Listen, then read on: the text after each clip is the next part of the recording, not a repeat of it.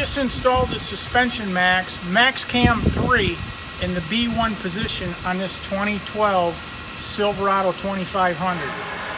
Now we've got a measurement here and we're slightly higher on this side of the truck. So what we're going to do, we've already got the adjustment bolts all the way down where the truck could go higher but not lower.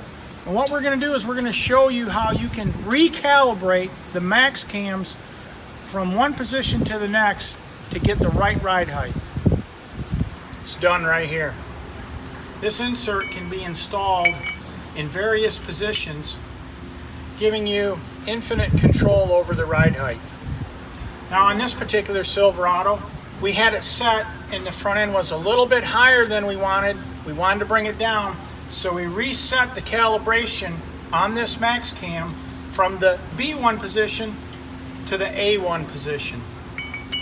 That allowed us to bring it down about a ½ inch and set the ride height right where you needed and got the adequate air gap for the control arm. This is a component that was taken out of another truck, and it has this radius hex here, this very sloppy design with tons of radial movement. Sometimes it gives the vehicle little or no lift at all. Well, SuspensionMAXX is a superior product with the MAXXCam with this geared mechanism. This allows the consumer or the mechanic to choose just the ride height that's needed for every truck and every torsion bar in every scenario. Even differences between the left and right can be corrected with the MAXXCam.